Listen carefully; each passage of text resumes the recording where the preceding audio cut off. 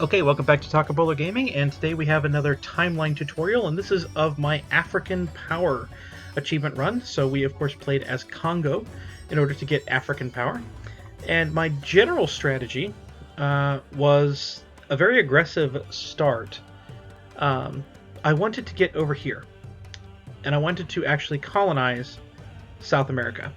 The idea was summed up by saying I wanted to be Spain. Instead of having to fight Spain for control of like Morocco and stuff like that, I'll just be Spain. Take all of their power in their colonial nations, their force limit, their money, all of that. Take all of that and just funnel it into the Ivory Coast trade node, and I'll collect it there. It worked okay, I guess. Spain still wound up being pretty strong, but we were able to ultimately take them down. Fortunately, they never teamed up with France or anything like that, so we were able to do that pretty well. But the basic idea was, of course, with Congo, you start off without feudalism.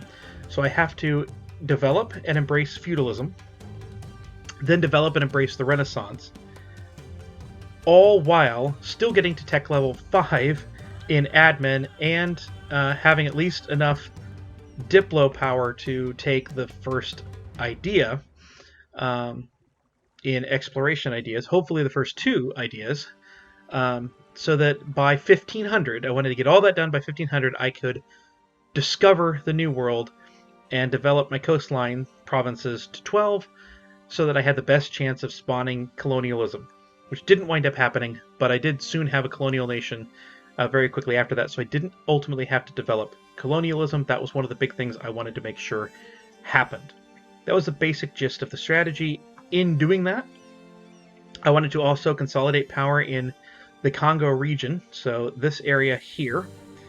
But I couldn't spend admin because I had to get the tech and do the development, so I did that through vassals, you'll see there, and then also I had to colonize a little bit of this area in order to just get my ships over here to be able to discover it. So I wanted to point that out before we started so you can watch that happening. I would vassalize Luango, I vassalized Ndongo, I vassalized Cuba, and then I think that's it for consolidating here. I did vassalize Benin as well after Oyo takes a lot of their territory. You'll see I pop up right over here, and I will ultimately vassalize Benin, and they'll be there for a while.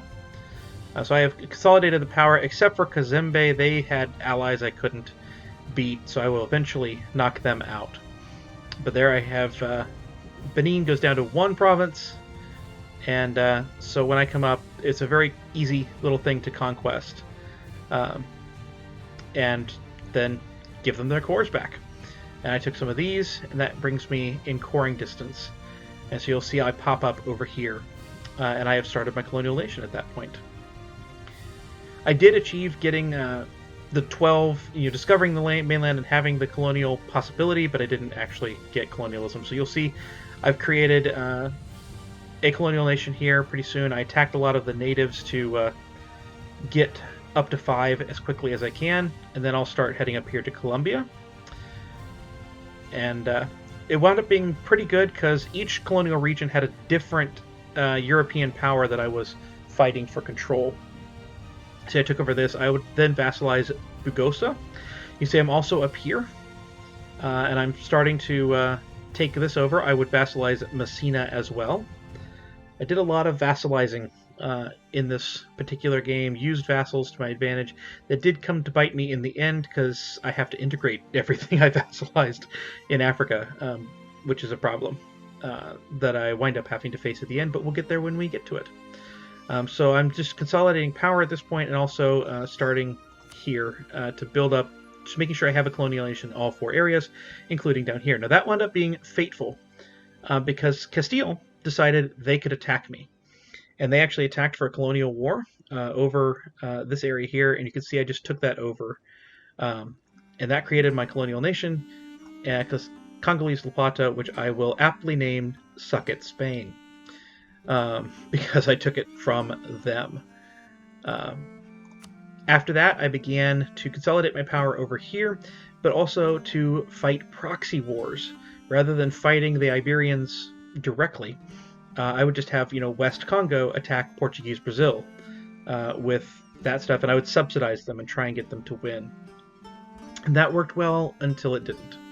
You can see I finally have further West Congo over here in Peru, that fourth one going. Further West Congo would wind up being my best one. So we had Succot Spain attack Castilla and La Plata and do pretty well for itself, and you can see it grows pretty quickly, but then there will be a disaster. Also over here I have gotten to Darfur, and I would vassalize Darfur as well and start feeding them this land here. I also did I don't think I actually vassalized Sofala, I just isolated them as I began to attack in here. I did vassalize Malindi, see them grow a little bit, but I never really fed them all that much. At this point I began to run into the problem that, and there's the disaster, La Plata won one of these proxy wars, and then the Peruvian colony further West Congo had to come down and take them out. I did begin to run into the problem that all Congo runs face, which is how do you kick out the Europeans, the Ottomans, and the Spanish from these shores. Morocco took over Tunis. That led me to believe that I could just vassalize Tunis and feed them back Morocco, which I would do in a couple of wars. All meanwhile, I'm also trying to use these proxy wars to kick the Europeans out of South America, which eventually did work, even if I had one massive colony in Peru. But I was also beginning to note that it's getting relatively late in the game, and I have a lot of vassals to feed. I had Messina and Benin and Bagosa and Malindi and Darfur and Tunis, and I had to eat them all and somehow keep the Liberty Desire down. So I had to keep up in Diplotech, and so I actually decided to release, I think, Messina and Darfur and conquer them, to fight them again. And that was actually a mistake with Darfur, because the Ottomans did actually get some of this land, and they would wind up eating some of this, so then I had even more I had to take from the Ottomans at that point, which wasn't ideal. I would lose a war to France, I would lose a war to Spain, I would lose a war to the Ottomans. By lose, I mean pretty much like money, or maybe a white piece. But for the most part, when I did fight, I did win, but it was long, drag-out fights. If I didn't have to fight them, I didn't want to. But ultimately, I did wind up being a pretty powerful country that could stand up to all of these nations. And the Ottomans never really grew that big. They allied AQ, and that kind of kept them in check from growing out over here. And then, Russia and Poland, Lithuania were able to hold the Ottomans in check over there, kind of. I mean, they kind of got up into Austria, but it wound up being okay. So you can see I just kind of grow in here, and I'll try and mop up over here. And then we kind of take this land to kind of keep it away from Spain, keep Spain out of Africa, and then Spain actually guaranteed Morocco, so I have to very slowly eat them in a couple of wars.